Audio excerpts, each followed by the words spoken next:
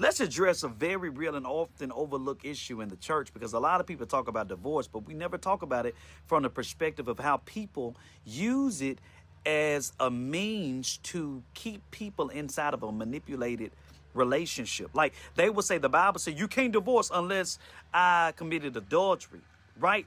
But you got to understand this. See, many individuals remain in abusive marriages, not out of covenant, but out of misapplied doctrine and manipulated theology. Far too often, people are taught that unless there has been physical adultery, they are biblically bound to stay, no matter the emotional, verbal, or psychological, or even physical abuse they endure. This is not the heart of God, and I want y'all to hear me today.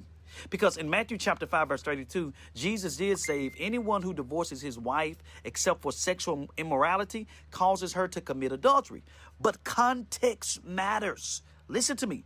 Jesus was speaking to a culture where men could divorce their wives for virtually anything. I'm talking about poorly cooked meals, minor inconveniences, while women had no voice or protection. See, Jesus' words were a rebuke of cultural selfishness, not a mandate for endless suffering.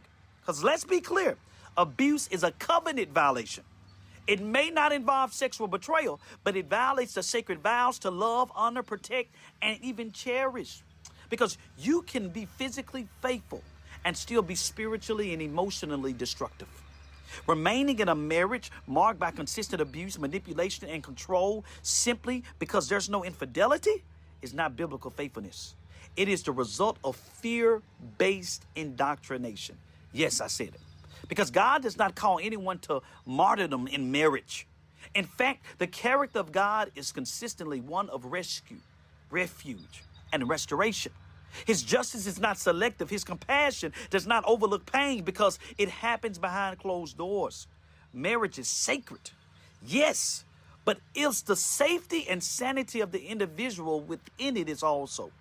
See, if someone is using scripture to silence you while they continue to harm you, that is not spiritual leadership. That is spiritual abuse. Because God does not endorse covenant at the cost of your identity, your peace, or even your protection. And for those who have been taught that walking away from abuse is rebellion, it may actually be obedience. Because sometimes the most spiritual thing you can do is protect what God placed in you, your purpose, your peace, and your personhood. Because covenant was never meant to crush. It was designed to cover. Sound doctrine heals.